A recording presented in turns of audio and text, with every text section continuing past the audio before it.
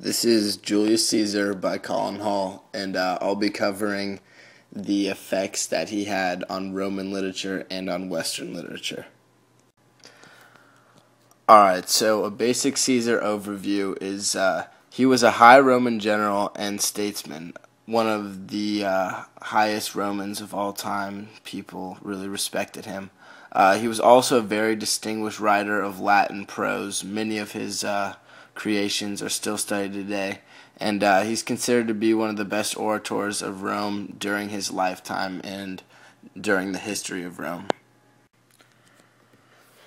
Caesar wrote a variety of literary works, and some of his most famous ones was a funeral oration in which he wrote for his paternal aunt Julia, also his Anti-Cato, which was a response to the famed Cicero's Cato Memorial. These are two of his very famous ones, although there are many other ones. Caesar also wrote many poems, and we know this because they are mentioned in a lot of ancient sources. However, not many of them survive today, so we haven't really gotten to see what Caesar's poetic style was really, even though there are a few remaining. Along with these poems, Caesar also wrote commentaries about the wars that he was involved in, which some consider his most famous works, and it's called the Gallic Wars. They're simple and direct in style, and that's why it's still studied a lot modern day, and many Latin students learn it like first, second, and third year, kind of like us. Caesar also wrote 3 books on the civil wars, which are very similar to the Gallic Wars, describing the major events that happened and basically his strategy in which he went through. He keeps a simple and compressed style while also showing that he's involuntarily fighting necessary wars, which means he feels as if he doesn't have to be doing it, but he is doing it for the bettering of his country and to gain power.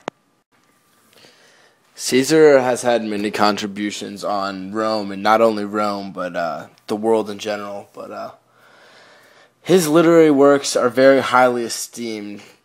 They're considered documents of clear, beautiful, and precise Latin, and they're also considered classic military documents because he describes his strategies and the type of stuff that he went through while fighting these wars.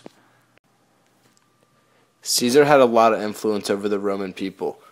Since he was so influential, he was often mentioned in a lot of ancient literary works. He was depicted in Virgil's Aeneid, which was an epic about the founding of Rome.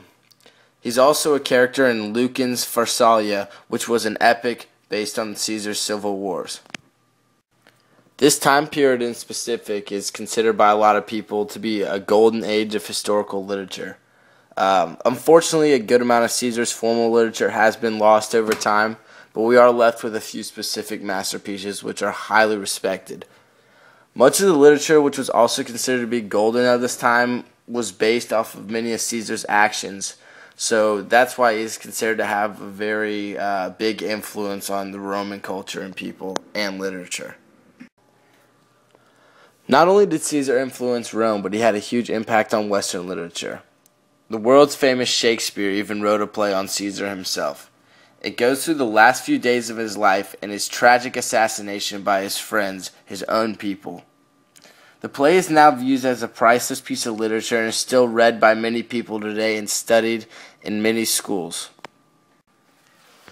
Caesar will be looked upon as one of the most powerful men in the history of the world, controlling one of the largest empires out of anyone ever. His lifetime accomplishments and contributions are on a level in which not many can compare and not many will ever be able to. The life and death of this man have and will be continually celebrated through literature and film, and his